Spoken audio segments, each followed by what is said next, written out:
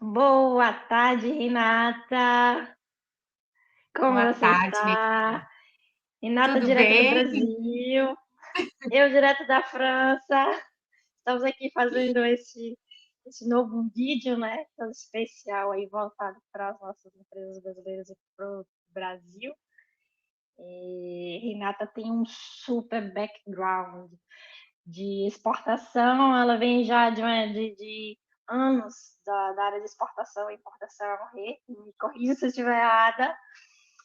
E Não, tá certo. ela hoje é a minha parceira de negócios no Brasil. A gente trabalha juntos em alguns projetos, em vários outros pequenos, grandes projetos. E, por favor, se Virou mais. apresente. É. Bom, em primeiro lugar, eu quero te agradecer, quero te parabenizar ao mesmo tempo. A gente não se conhece há tanto tempo assim, mas eu sou uma profunda admiradora assim do seu trabalho. Eu gosto muito de ver mulheres no comércio internacional, isso é muito bacana. Durante muito tempo eu vivi, ao longo desses quase 30 anos de carreira, cercada sempre de homens. Então eu acho muito importante que as mulheres estejam aparecendo nesse cenário. É muito bom cruzar com pessoas que você admira, que você vê que tem sinergia, que você olha um artigo e fala, pô, que legal que ela está tocando nesse ponto. Então, eu quero agradecer o espaço para poder falar sobre isso, que eu acho que é super importante o nosso tema de hoje, e também dizer que eu sou uma admiradora desse trabalho que você está fazendo aqui no podcast. É muito importante. Então, 30 anos quase de comércio internacional, esse ano eu faço 28 de carreira, negociando com o mundo inteiro, com o governo, com empresas privadas, com África, com Ásia, com Europa, com América do Norte. Então, eu tenho um pouquinho aí de história e estrada para falar sobre esse tão complexo universo da internacionalização que é nosso tema hoje, né? É, e como você falou, é realmente muito raro a gente encontrar. Normalmente vocês que acompanham o meu canal sabem que a maioria dos meus videocasts são com homens. E ainda vão vir mais homens, infelizmente. Sim, Mas, ótimos, inclusive.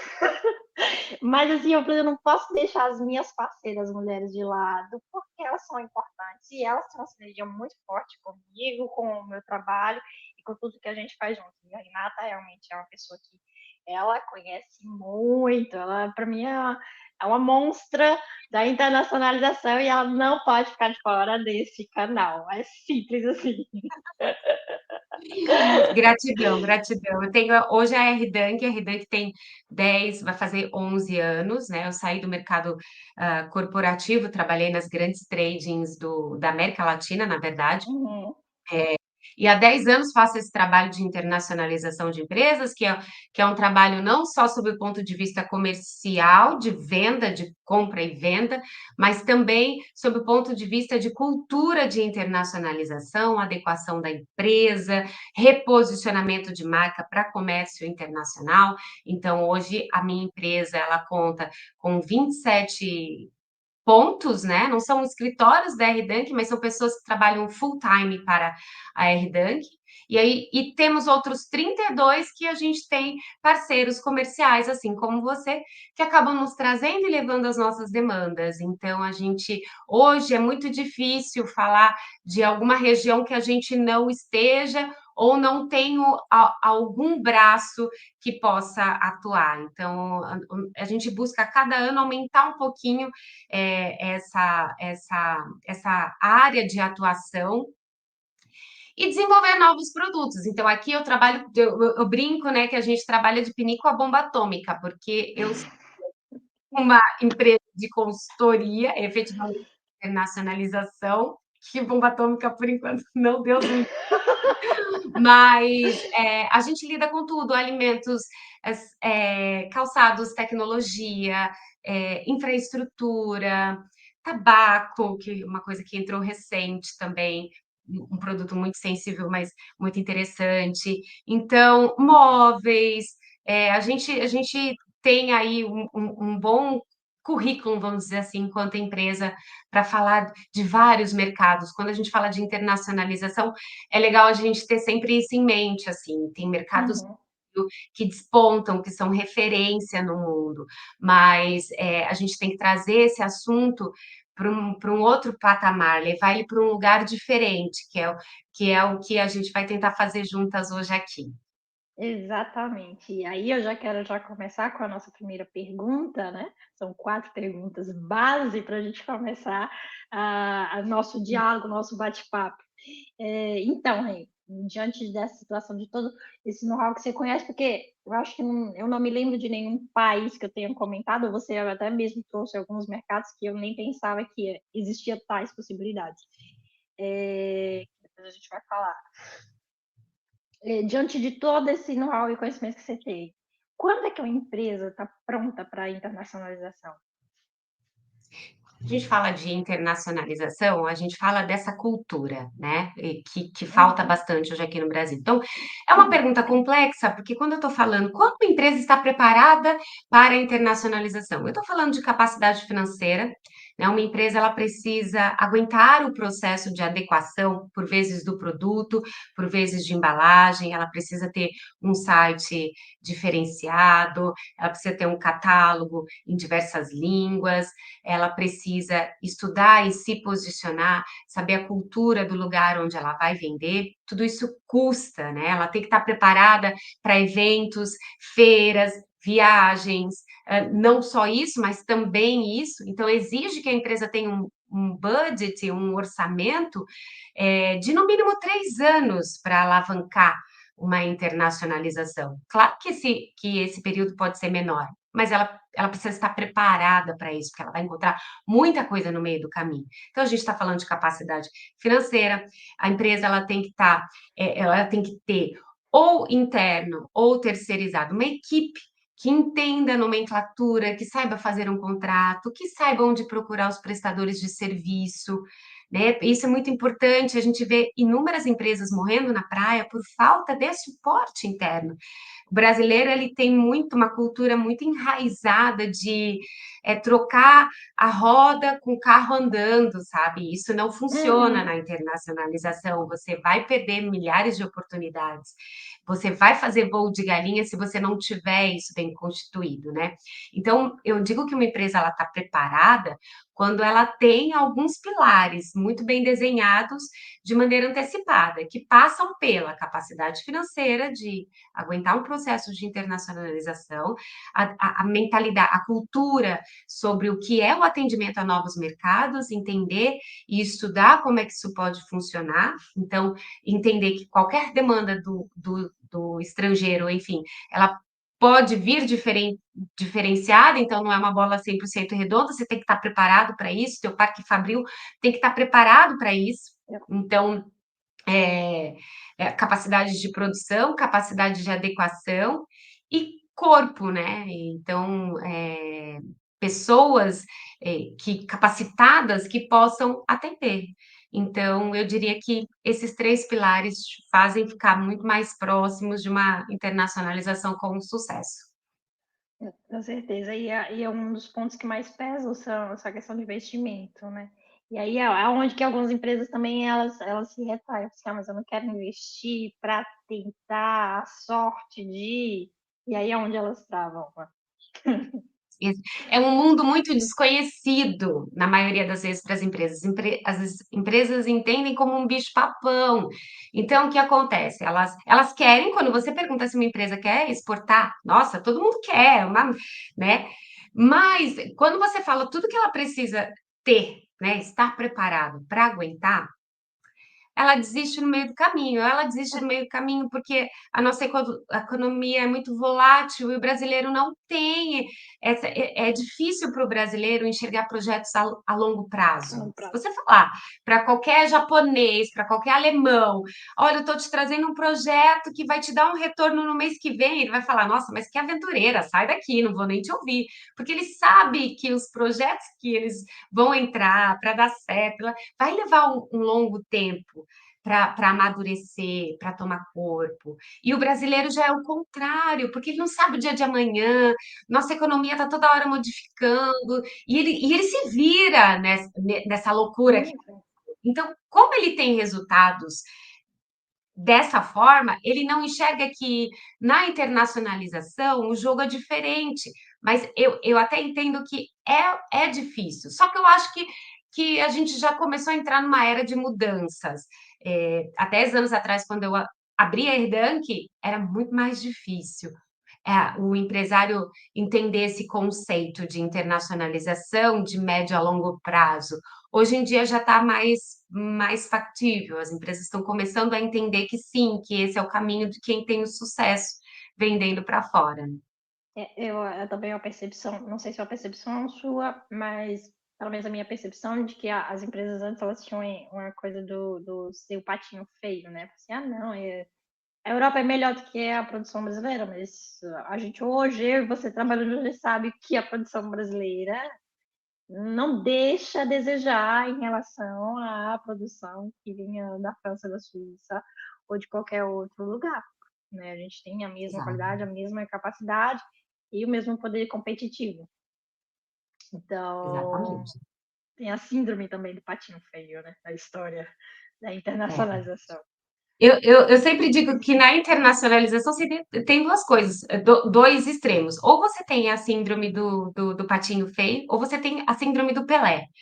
Porque tem brasileiro que acha que o Brasil, nosso Brasil, é o celeiro do mundo, o Brasil alimenta todo mundo. Se o Brasil não exportar, o mundo não come, então nós somos assim. Então, existem dois extremos aí. Ó, eles precisam da gente, fica calma que eles precisam da gente. Então, a depender do mercado que você atua, ou você vai ver o empresário com a síndrome do patinho feio, achando que ele é inferior a todo mundo, ou com a síndrome do Pelé, achando que ele é o melhor do mundo, quando já existe Cristiano Ronaldo e Messi. É.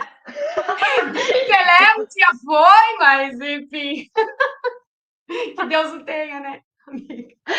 Boa, boa. Eu não conhecia a síndrome do Pelé, na verdade. Eu conhecia mais a síndrome do patinho feio, porque a maioria dos clientes, das relações que eu tenho, é sempre um pouco acanhada, um pouco medrosa. Então, assim, é nesse sentido. Então, você havia comentado sobre artigos. Você também escreve artigos maravilhosos. E uma certa vez eu li um artigo seu em que você comentava que o Brasil ainda era um bebê em questões de internacionalização. Pode dar uma explicadinha para a gente um pouquinho dessa sua fala, dessa questão, desse processo de amadurecimento das empresas brasileiras? Pode soar um contrassenso, né? Quando a gente pensa em Brasil no mundo e a importância que o nosso agronegócio tem. Uhum. Então, e também a nossa mineração, efetivamente, a gente tem números muito expressivos, a gente está muito atuante. Ano passado, o Brasil conseguiu bater pela primeira vez os Estados Unidos nas exportações de algodão, então, alguns mercados são muitíssimo expressivos. Mas, de novo, o que eu falei quando a gente começou o bate-papo, Rutinha, é colocar a internacionalização no lugar que ela precisa estar, porque, embora o Brasil, de fato, tenha muita representatividade no agronegócio, a gente, no mundo, há 40 anos, a gente representa 2% de tudo que é comprado e vendido no mundo. Então, se a gente imaginar que a gente tem esse tamanho de importância no agronegócio, mas que no restante das indústrias, com tanta capacidade que a gente tem de atendimento, enfim, diversidade, a gente acaba não explorando a internacionalização, ela é muito comprometida. Então, no sentido de que quando você está no agronegócio, negócios dessa envergadura, o Brasil acaba sendo vendedor, né? As grandes tradings que atuam com o agronegócio têm escritórios na Ásia, escritórios na Europa, nos Estados Unidos, né, no Canadá, enfim. E eles são tiradores de pedido, eles são procurados, né? Mercados onde você tem tanto poder assim, os compradores vêm até você, né? Não o inverso. Quando a gente fala de internacionalização, a gente tem duas camadas sempre. Essa de quem vai até o país, instala um escritório e tem toda essa capacidade de fornecimento, de atendimento, e aquela outra que acaba sendo 98% das indústrias no país. né? A gente sabe que no agronegócio são grandes players, né? A gente tem Cargill, Bunge e por aí vai. Agora, e o resto das indústrias que empregam milhares de pessoas? Como é que essas indústrias se posicionam? Então, quando a gente analisa essa indústria, pequena e média, que é a maioria das indústrias do Brasil, a gente vê que a internacionalização, que esse conceito de internacionalização, ele não é aplicado. Então, quando eu digo que o Brasil ainda é um bebê, é por todo esse mercado que pode ser explorado e não é. E não sou eu, Renata Danke, que vou ter a pretensão de dizer que não é. Os números, eles falam por si. Se há 40 anos nós estamos estacionados numa representatividade global, é sinal de que a gente não se preocupou com isso. Ano passado, a gente deu uma leve melhorada de ponto a alguma coisa, né? Eu tenho países como a Tailândia que são mais representativos do que o Brasil nesse número, mesmo a gente tendo tanta riqueza.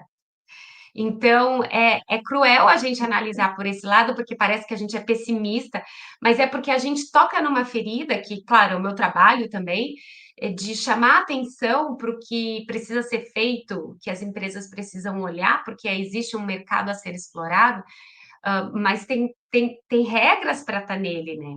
Então, É, infelizmente, a gente ainda está engatinhando, mas é nesse sentido, nessa lacuna que existe em cima da nossa industrialização, né? é, Então, quando a gente ai, pensa no Parque Fabril Perdão, pode falar. pode falar. Não, continue. Eu que tenho que te interromper.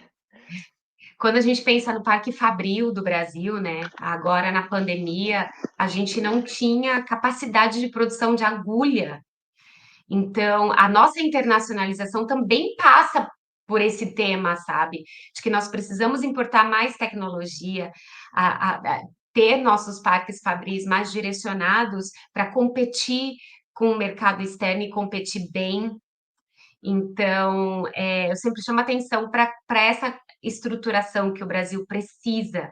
A gente não pode falar de exportação, de internacionalização, sem ver que as empresas precisam de incentivos do governo para trazer esses maquinários, sabe, para ter essa capacidade de produção. Então, é um assunto complexo, mas que a gente vive muito no dia a dia, que, claro, existe uma cota à parte muito grande que é do governo em termos de financiamentos, estruturas e estradas, boas rodovias, bons aeroportos e portos, mas também a cabeça do industrial, do produtor, é entender essa complexidade e trabalhar, porque enquanto uns choram, outros vendem lenços. Claro que existem, a grande maioria dos industriais não pensam na internacionalização, mas aqueles que pensam estão aí, É, estão vendendo, operando, né?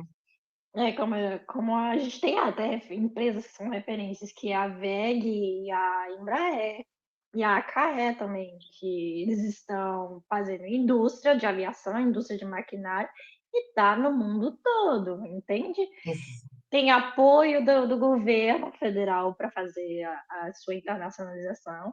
Por exemplo, a AKE esse ano, que eles estavam em praticamente todas as feiras de aviação, a Embraer estava em todas as feiras também de Foi aviação, muito. tá? Eles estão pesados na internacionalização, eles estão todos, são exemplos de referência de indústria brasileira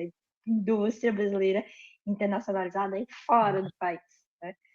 Então, mas assim, por outro lado também, eu concordo com você plenamente que existe essa coisa da mentalidade e tudo mais, mas a gente também tem que considerar o histórico, né? Historicamente, a industrialização brasileira foi recente, né? E quer queira, quer não, a gente sempre foi visto como um país colonizado, um país em que foi extraído sempre a matéria-prima e nunca houve, por exemplo, do colonizador, ou mesmo de quem deu a independência do país, apoiou, na verdade, um apoio para a industrialização. Esse apoio foi pedido, né, até mesmo por interesse do Brasil, mas foi não basicamente negado, mas foi ignorado. Então, isso também pesou muito na história do nosso país e muito nessa lentidão da nossa industrialização, que parece que neste atual cenário, neste atual momento, começa a mudar. É como você falou, eu sinto também uma mudança, algumas empresas parecem estar se posicionando mais para o internacional e se abrindo e pensando também no internacional. Mas também o Brasil passou por processos, né, muito Ah. longos para até chegar nisso, ao que a gente está hoje, na verdade, né?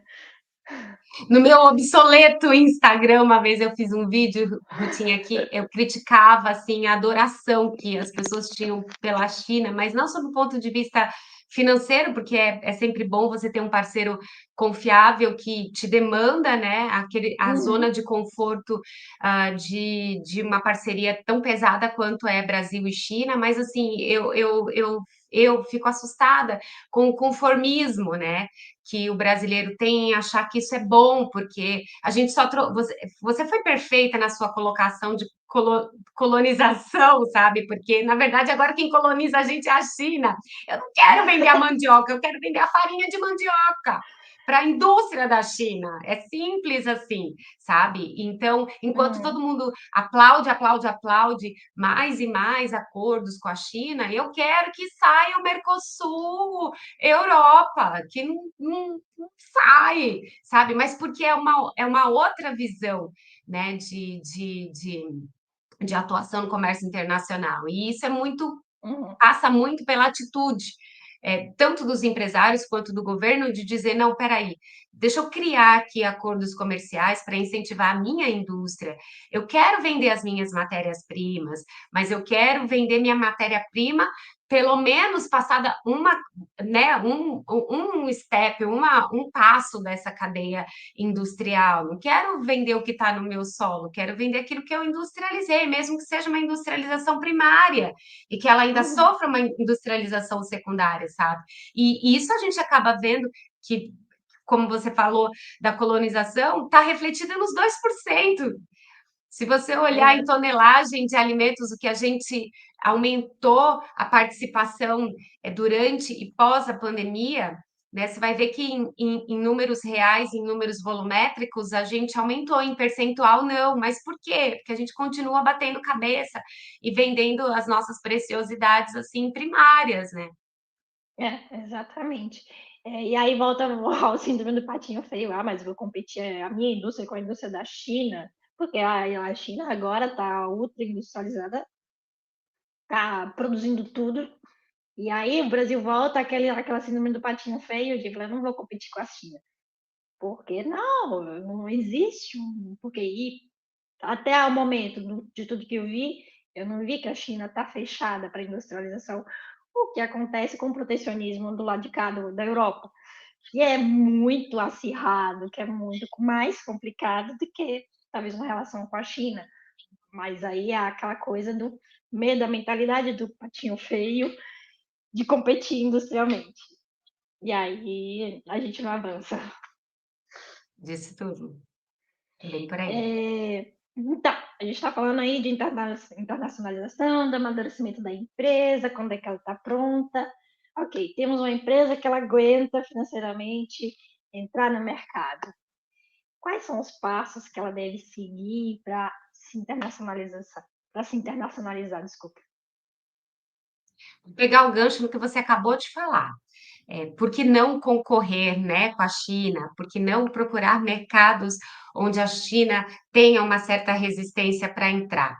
Eu acho que quando a empresa está preparada, ela cumpriu todos os requisitos, você precisa fazer um posicionamento de mercado. Bato muito na tecla, uma vez em algum dos meus posts, os raríssimos posts que eu faço, eu coloquei lá. Você vai viajar sem ver qual é a previsão do tempo do lugar onde você vai, sem saber qual é a roupa que você tem que vestir, né? Você vai para a praia com roupa de inverno, você vai com esqui, leva biquíni para esquiar? Não, não faz isso. Então, por que você vai começar o seu processo de internacionalização sem fazer um posicionamento de mercado?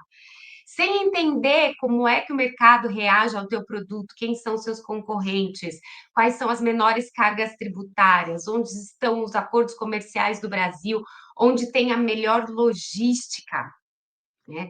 Então, um posicionamento de mercado ele é fundamental para que você tenha o seu investimento, o teu, né, suado dinheirinho aplicado de maneira correta, né? Uhum, O posicionamento de mercado ele é o primeiro passo para a internacionalização, porque ele vai te dizer quais são os mercados mais abertos ao seu produto. E também qual é o esforço que você tem que fazer para estar lá nesse mercado.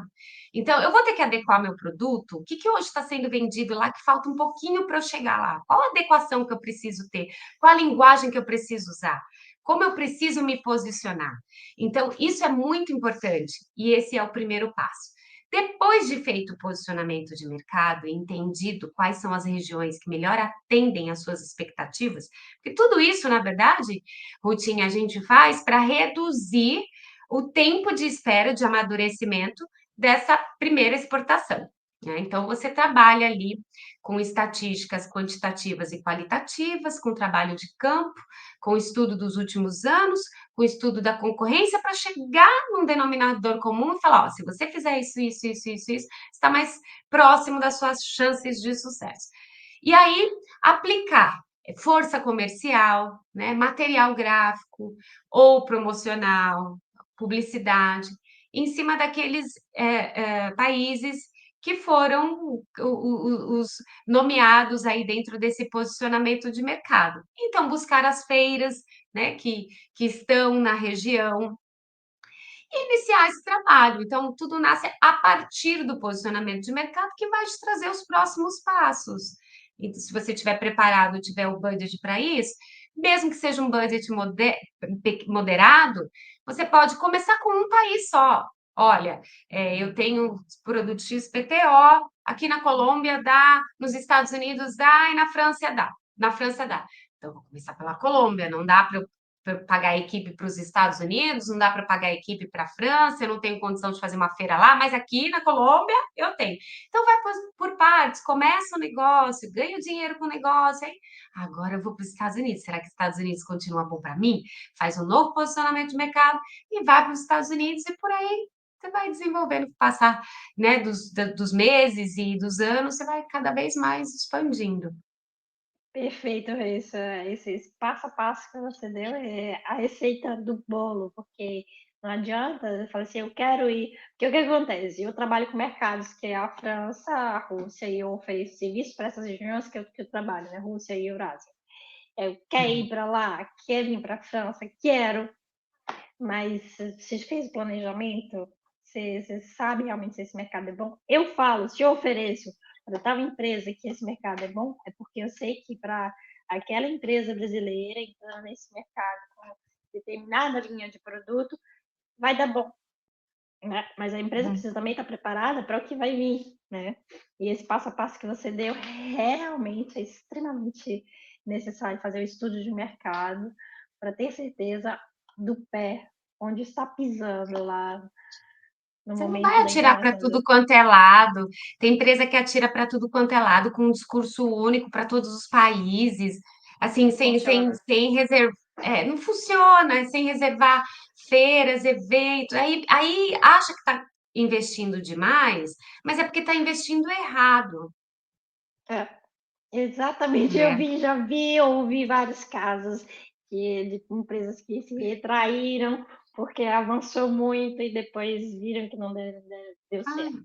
vai para uma feira sem estar preparado, vai para uma feira sem analisar quem são os expositores, sem levar material na língua local, sem ter, sabe? Completamente despreparado, sem ter um catálogo pronto, sem. Ah, eu trouxe, sei lá, essa vitamina aqui. Poxa, mas nesse país, querida, essa vitamina aqui tem um composto que está proibido. Você trouxe isso? Você gastou dinheiro para você ir numa feira para você vender isso aqui? Mas eu conheço milhares de cases que foram assim. Eu não me há de surpreender, porque eu já conheço o histórico de várias empresas brasileiras que foram assim. E é por isso justamente que eu criei esse canal de educação, assim. Falei, Parece gente, piada, né? vamos lá, vamos lá, vamos fazer direitinho. Porque a gente É. quer fazer com que as coisas funcionem, que a empresa brasileira funcione, porque vai trazer dinheiro para o dono da empresa, vai trazer mais emprego para o Brasil, fazer o Brasil crescer, vai botar o Brasil no play. Tudo bem que alguém vai falar assim, mas eu não estou interessado no Brasil, estou interessado em ter um visto lá na França, É, por estar investindo às na vezes tem França. isso também. Sim, claro, tem. Eu tenho parceiros aqui que falam assim, olha, eu quero empresas que querem investir aqui e eu consigo um Aham. visto, passaporte para o CEO da empresa, o dono da empresa, entende? Mas tem que fazer o passo a passo, tem que saber o que está fazendo, onde está fazendo, como está fazendo, Existe se uma funciona. fórmula para. Existe Existe, uma né? Então, forma. Essa questão do discurso que você comentou, cara, o que a gente vende aqui na França em termos de meio ambiente, que seja biológico, todo esse discurso biológico aqui na França vende maravilhosamente. Mas se você for para a Rússia, isso não vende. Por quê? Por que, que o russo não quer saber do biológico? Quer. Ele quer, mas não é um tipo de discurso que atrai ele, tá? Então, assim, eles se cuidam, eles gostam de alimentos menos industrializados, claro, eles cuidam do meio ambiente. Nossa, vai cortar uma árvore na Rússia para ver o que acontece com você, entende? pois é. Eles cuidam do meio ambiente? Cuidam, tá? Mas o discurso na hora da venda não funciona na França para um francês, para um russo na Rússia. São coisas completamente diferentes. O mesmo produto vai ter discursos diferentes de venda em diferentes países. Isso é factual, a gente sabe, né? Exatamente. Então, se você tem essa percepção, se a empresa entende que para cada mercado ela tem que se apresentar de uma forma, ou ela tem que ter um produto para cada mercado, mesmo ainda que com né, diferenças mínimas, ela está pronta para internacional, ela Uhum. entendeu a regra do jogo, sabe? Porque é exatamente isso que você colocou. E todas as vezes que você se prepara para enfrentar um leão desse, essa diversidade, significa que você tem muito mais chances de ter sucesso. A Uhum. boa parte das empresas brasileiras que se frustram no comércio internacional se frustram não porque o comércio internacional é gigantesco e tem competidores a cada esquina, mas sim porque elas não estão preparadas para esse game. Negócios podem ou não dar certo, mas você tem que estar preparado para se posicionar e para impressionar a empresa que você está se apresentando, né? Ela pode não fazer negócio com você hoje, por N condições, né? Situações diversas, mas se você causar uma boa impressão, ela com certeza vai te procurar na primeira oportunidade que ela tiver. Isso é verdade. Então, Isso é saber fazer factual. isso é no mapa da mina, Com certeza, né? com certeza. Tá, vamos lá agora para um outro ponto muito importante. A gente já falou da maturidade das empresas brasileiras, quando elas devem estar prontas, quais são os passos que elas devem seguir para a internacionalização, mas, porém, todavia, existem várias oportunidades em mercados que muitas vezes os brasileiros, as empresas brasileiras não veem, não conseguem visualizar ou se negam aí por falta de maturidade, né? Por falta de Exato. visão da lei, né? Quais são as oportunidades assim que você já teve alguns casos de que empresas acabaram perdendo grandes oportunidades em mercados que elas rejeitaram e que na verdade dariam muito, muito certo. Você pode falar um pouquinho sobre Sim. isso? Nossa, quando eu comecei os meus vídeos no Instagram, que agora eu não alimento mais, mas quando eu comecei, Rutinha, eu comecei contando bizarrices do comércio internacional, em Uhum. função de um projeto que eu desenvolvi para a Federação das Indústrias aqui de São Paulo, né. Então a gente encontrava todo tipo de situação, desde aquele cara que, não queria fazer uma adequação de embalagem, nesse nível. Uma vez a gente foi fazer uma venda na Índia, de doces, né, tinha uma indústria de doces, e nós conseguimos um comprador, e eles queriam muito, um determinado produto exótico ali, que tinha brasilidade e tal, mas aí eles disseram: "Hoje vocês vendem assim, num potinho, de plástico", só que aqui na Índia, em muitos supermercados, passam ratos lá embaixo. Então eu preciso, colocar esse produto na prateleira de cima, porque além de tudo, o produto de vocês é caro.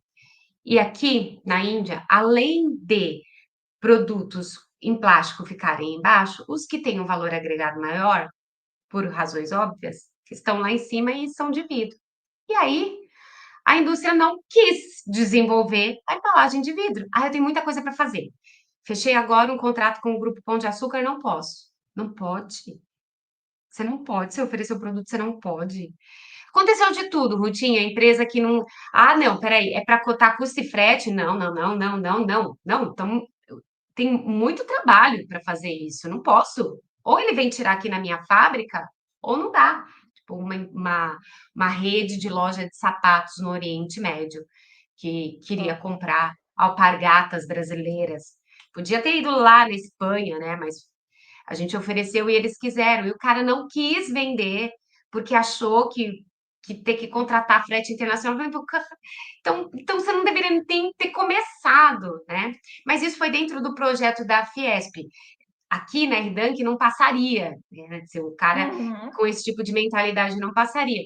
Recentemente, nós trabalhamos para uma indústria muito exportadora para os Estados Unidos e eles nos contrataram para desenvolver um mercado europeu.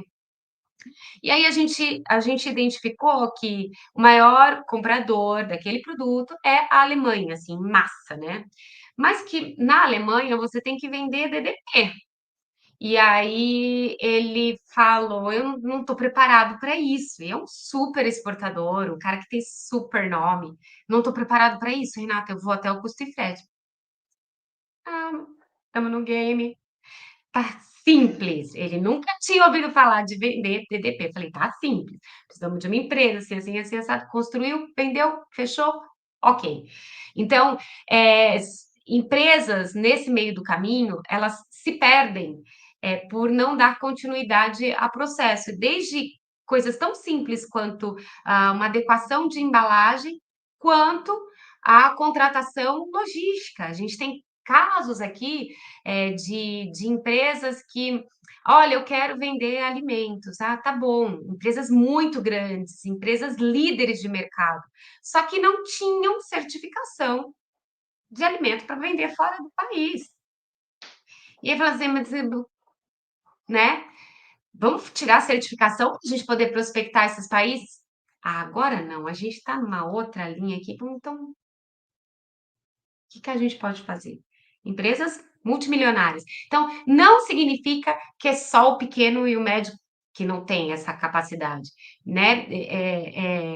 A gente encontra de tudo. Infelizmente, eu ficaria aqui com você, Rutinha, te dando milhares de exemplos de operações que acabam morrendo por questões muito simples e questões de que quem está no comércio internacional sabe resolver. Se botar um problema desse na mão de um chinês, ele resolve em 2 minutos. Então, não dá para dizer, né? Quem são os reis do mundo são os reis do mundo por algum motivo. É, Então, não é? Gente que não quer fazer catálogo, gente que não quer fazer catálogo, Rutinha. Até isso eu já peguei. Fala, mas escuta, é só eu fazer um ainda catálogo. pego. E gente que está no supermercado de Grupo Pão de Açúcar vendendo marca conhecida. Eu vou ter que fazer um catálogo? Não, mas eu já tenho site, Renata. Não, não, não, não. É um catálogo que você tem. Um mínimo de preparação, sabe, para você se apresentar bem, para você impressionar. É isso que o brasileiro às vezes tem dificuldade para entender, que ele tem que ser mais do que os outros, porque os outros É, estão no jogo e a gente quer tirar uma fatia desse jogo para nós. é, Se a gente não chegar impressionando, escuta, preço e qualidade todo mundo tem. sim. Preço e qualidade todo mundo tem. É o nosso atendimento que tem que ser diferente, é essa preparação que tem que ser diferente. Nenhum detalhe pode ser esquecido, nenhum detalhe pode ser perfumaria. E, infelizmente, o que mais faz com que os brasileiros morram na praia é justamente esses detalhes que não são detalhes coisa nenhuma, né, Rutinha? Então, olha, não quer cotar frete, não quer fazer catálogo, não quer tirar certificação, não quer trocar embalagem, Não, e por aí já vai peguei ainda. casos de ligar para empresa na época que eu estava na Rússia. Ah, não tenho tempo para falar com você agora, não. Não tenho interesse nisso agora, não. Bom, ok, tá. E agora, bom, paciência, né? Paciência. É a questão de prioridade, é questão de querer vender mais. Ó. Aquela coisa, eu comecei a ver, certo, outra vez, em outro vídeo comigo, e a gente falou que o brasileiro tem aquela questão, os empresários brasileiros eles pensam que o Brasil é suficiente, que o Brasil é grande, mas você pode botar mais ovos em outras cestas para ganhar mais, entendeu? Até mesmo porque o nosso país é um país instável, economicamente, né? Principalmente pela entrada e saída de governos que fazem essa instabilidade econômica ser mais forte. Justamente por isso, você deve investir no internacional. Em países que têm, tudo bem, todos os países do mundo têm seus problemas e têm suas Claro. oscilações econômicas. A França que está numa inflação muito grande, mas ainda assim é um país que você pode investir e vai ter retorno financeiro disso. Sim, Mas é aquela coisa, nunca bote os ovos todos dentro de uma cestinha. A mesma cestinha. sim. A internacionalização é justamente essa diversificação de rendimentos que vai entrar para a empresa. Vai ter Perfeito. mercados, vai ter mercados que você vai ter, desculpa, você vai ter problemas como a Rússia, que entra numa guerra e que depois é bloqueada com sanções. Entende? Vai ter um mercado que você vai ser forçado a sair, porque a VEG, por exemplo, ela saiu por uma questão de posicionamento com a Rússia, a Embraer saiu, tá? Mas eles continuam tendo a neutralidade e relações em outros países. Eles estão fortemente na Ásia, tá? Estão atuando lá na Ásia, na África e em outros países que eles sabem que eles têm entrada. Por quê? Por exemplo, para a área de aviação, a Europa é ultra competitiva quando você tem uma Airbus aqui, com milhares de empresas de aviação aqui. Pequeno parafuso, o satélite, e aqui na França a gente tem. Então, assim, você tem um mercado competidor enorme. E aonde é que a Embraer está focada? Na Ásia, né? Então, é aquela coisa, você vai ter um país que você vai ter um problema internacional, que vai ter sanções, que vai te trazer problema? Vai, mas você pode mudar para um outro país.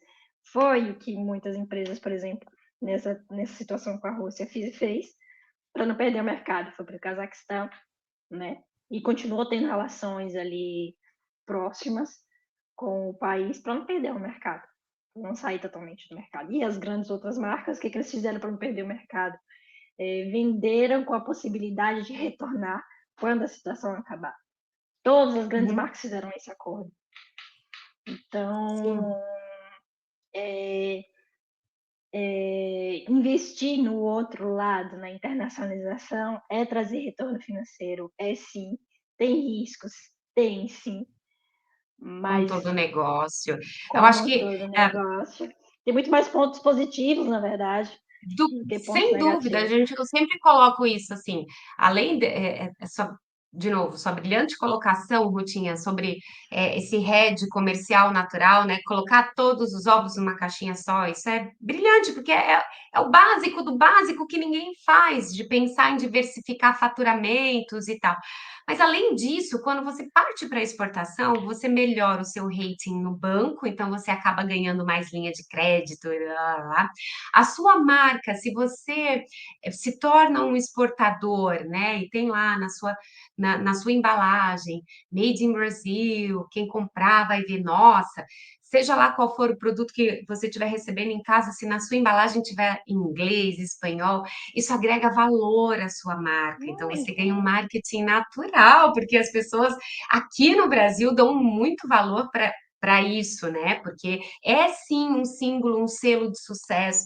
Então, isso acaba sendo revertido em valor agregado ao seu produto. Então, você melhora a negociação com os seus fornecedores de matéria-prima, porque você atende o mercado interno e atende o mercado externo. Você melhora a qualidade da sua empresa, porque os funcionários da sua empresa têm uma mão de obra qualificada por atender o mercado internacional. Então, tudo isso, ao final da linha ali, é um benefício incalculável para a empresa. Fora, claro, você poder receber em moeda forte. O problema é o que você falou, você vai encontrar. Se não for a guerra da Rússia, pode ser novas determinações nos países vizinhos. Agora, a gente está especulando aqui como é que fica o comércio com a Argentina, frente à abertura Sim, maior que eles deram para a China. E isso pode acontecer a qualquer tempo, né? Então, faz parte do game. Política faz parte do game do comércio internacional. total. Então, a gente tem que estar preparado, mas esse trabalho de mapeamento, esse trabalho constante de internacionalização, faz com que exatamente o que você falou, olha, agora que eu não posso vender para a Rússia, eu tenho embargos, eu tenho compliance, eu tenho sei lá o quê, mas meu, eu vou vender na Bielorrússia, porque eu já conheço esse mercado, ou já estou lá nos Estados Unidos, então agora vou aguardar um pouquinho até voltar tudo ao normal, enquanto isso, estou lá no outro país, É, né? exatamente. E assim, aquela região lá que é esquecida pelo lado brasileiro e pelo mundo. Nossa, é, eu percebo que eu não tenho muito tempo para estar postando, mas o Cazaquistão, o Azerbaijão e a Uzbequistão têm sido os países para se investir. A Europa inteira está investindo nesses países, entende? E se a É, gente também botar o Azerbaijão, pezinho lindo, lá, lindo, é, eles são lindos. A região é linda e lindo. a comida é maravilhosa. Ponto. É. Eu sei que você adora comida, eu também adoro comida e a comida lá A é gente ótima. tem que fazer um próximo encontro só de comidas de lugares, hein? Você sabe que eu Boa. sou doida nisso. Com certeza, o próximo vai ser desse. Mas é isso, é uma região que é esquecida, mas que agora está tendo uma alavancagem muito grande, um potencial muito grande. E é um país relativamente barato para se investir, para começar qualquer coisa, entende? Em É, termos de negócio. Até mesmo, eu estava conversando com. Porque, como eu sou licenciada da Global Franchise para franquias nessa região, a gente estava conversando assim: olha, mas o pessoal de moda não quer, porque vocês podem abrir uma fábrica lá. Primeiro que tem produção de algodão lá. Então, eles podem abrir uma fábrica brasileira, tá, para produzir roupa naquela região e atender aquela região, por exemplo, entende? Então, existem inúmeras genial. oportunidades lá naquela região. Do Brasil ganhar pernas, sabe, sem focar basicamente em algumas determinadas regiões, e está sempre lá como mira, e esquece que tem outras regiões que você pode ter um faturamento muito melhor, muito mais rápido. Então, tem essas, Exato. tem essas nuances. E a gente tem uma história em comum, né? Um projeto em comum, que é o Brazucas. Eu cheguei aqui na França para apresentar o Brazucas em uma feira e todo mundo ficou surpreendido como a empresa se preparou para estar ali, para mostrar o produto com as embalagens escritas em francês, com toda a regulamentação francesa, que não é fácil. Renatinha bem sabe. Sim. E eles ficaram encantados, mesmo aqueles que não fecharam, que não quiseram. Eu falei assim: olha, a gente gostou, achou lindo, os olhos brilharam, porque viram que a gente se preparou e a gente estava falando a mesma língua que eles. E isso É, fez um grande diferencial para a entrada do produto direcionar. aqui. A E Brazucas ela é um case de muito sucesso, porque ela recebe elogios em todos os lugares, assim, a gente tem elogios da Bélgica, agora a gente tem Eslováquia, tem Lituânia, a gente tem Portugal. Todo mundo que tem oportunidade de pegar a maneira como a empresa se apresenta, falam exatamente isso. Para o diretor de exportação, a gente teve um belga que falou para ele: Eu nunca vi nada disso do Brasil. Eu estou completamente impressionado com a maneira como vocês estão fazendo. Eu venho para o Brasil há tantos anos qualificar fornecedores, ele compra muita coisa do Brasil, encontrou a Brazucas numa feira, ele falou: O que é isso? O que estão fazendo, né? Isso aqui não tem nada de amadorismo. E na época que ele falou isso, a Brazucas não tinha exportado nenhum produto.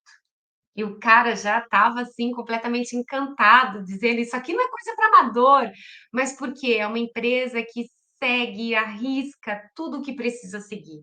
Então, é óbvio que a parte de investimento é, aconteceu, né, durante um bom tempo, até eles poderem começar a fazer as primeiras vendas, mas assim, eles se prepararam tão direitinho, eles fizeram as coisas tão direitinho, que eles são o passo a passo. realmente, independente de fechar ou não fechar negócio, eles são elogiados é, por onde eles passam, e é muito gostoso, né? A gente vê que a gente faz parte de um projeto assim, que é Exato, legal, que é bacana. eles seguiram exatamente o seu passo a passo de internacionalização e eles Sim, impactam, por mais que eles não consigam fechar de imediato, porque realmente, tanto eu quanto você, a gente sabe que negociações demoram às vezes, né, para fechar, e eles impactam, eles deixam lá a marca, e que não é que seja um resultado imediato em um outro momento, ele vai aparecer, né? Porque impactou, marcou. E esse também é um processo da internacionalização, a gente saber como a gente chegar, a gente mostrar, a gente está é. pronto para o game, a gente seguiu o passo a passo da internacionalização, a gente está pronto para negociar com você, a gente está pronto para vender para você. E vender indústria brasileira. Chega de commodity. A gente vende muita commodity. É bom para o Brasil, é bom para o PIB brasileiro. Mas para melhorar, vamos fazer, vender produto com valor agregado, por favor. S'il vous plaît. Que a gente pode explorar mais isso, né? Exatamente. Essa capacidade toda. Tomara. A gente tem trabalhado bastante por isso, né, Rutinha? Assim, É, é muito bom ver que esse movimento de reflexão, ele de fato está acontecendo. Eu estou fora das redes sociais, a maior parte do tempo eu não fico, mas as redes sociais, elas são muito importantes para levar, para disseminar, né, essa linha de raciocínio que é tão importante. Então, que ótimo trabalho. Ainda bem que tem você lá. De vez em quando eu consigo pegar um totalmente. ônibus seu, ainda bem que tem você, amiga, lá para fazer esse papel, sabe? Eu Chacoalhar a cabeça tento. de empresário. Eu tento, na verdade, mas assim, eu também não tenho tempo, porque eu tenho diversos projetos para gerenciar, para dar conta. E aí eu falei assim, olha, essa coisa, essas informações, elas precisam ser feitas, e o máximo que deu, ó, vou fazer um vídeo, porque eu consigo dar conta de parar Sim, para a gente gravar e falar mesmo disso, porque isso precisa ser falado, isso precisa ser implantado na cabeça, educado, né? Eu acho que falta essa é. educação na mentalidade, para mudar essa mentalidade de que a gente não pode. Não, a gente pode, gente. A gente pode competir com o mundo, a gente tem esse potencial. E tô aqui na esperança de que eles ouçam isso, né? E acordem para isso. E podem contar com a gente Tomara. para poder fazer essa tomada de decisão e entrar nos mercados que eles anseiam ou que sejam viáveis ou melhor para o produto deles. Renatinha, muito obrigada por sua participação. Muito bom falar com você aqui Ah, nesse bate-papo. igualmente. Obrigada por esse banho de informação que você nos deu agora. E Igualmente. eu espero, não, a gente vai ter outros vídeos com certeza, com outros temas, porque a Outros Ana Renatinha temas. tem muito conhecimento para passar. E Ai, eu vou ficaria roubar aqui ela horas para isso. falando contigo. Você é maravilhosa, você é maravilhosa. Eu comento muito de você com meu marido. O marido, olha, a Rutinha, assim, é uma admiração. Não estou aqui rasgando seda, não. Eu acho muito, muito, muito bacana a maneira como você se coloca, a sua capacidade intelectual de abordar assuntos sensíveis. Eu sei do trabalho que você tem feito para desmistificar a Rússia. É um assunto sensível no momento. A gente precisa de muita informação de qualidade e você coloca isso. De vez em quando eu dou uma olhadinha no status do seu WhatsApp, quando você posta alguma coisa. Então, parabéns de novo, eu sou muito sua fã. E a Obrigada. gente, a gente tem muita sinergia, então a gente poderia ficar aqui Temos. horas, mas obrigada por falar sobre esse assunto. Eu adoro falar sobre a internacionalização, mas mais do que adorar, realmente é uma bandeira, né, que nós duas levantamos e É. é muito importante.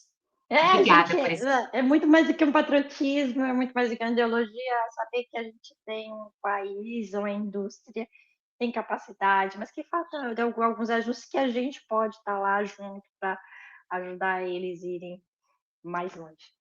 Eu que Aí, agradeço, eu que sou a super admiradora do seu trabalho, sempre admirei desde o início. E seus obrigada. textos, os seus artigos, a sinergia que a gente não consegue. A gente está se rasgando cedo aqui, né? Chega. A gente não consegue explicar, mas realmente É, não dá. porque a gente tem um pensamento focado e direcionado e sabe o quanto que a gente pode fazer e o quanto que o Brasil pode fazer para alavancar. Então, a gente está aqui para Sim, isso, para ajudar as empresas brasileiras a ir lá. E, sim, Natinha, um senhora. beijo, mais uma vez, obrigada. E até a Um próxima. ótimo descanso para você, que agora eu sei que você tem, ó, muita coisa aí por fazer. Eu descanso. Vou tentar. Nos falamos amanhã sobre os negócios. Um beijo. Beijo, bom descanso.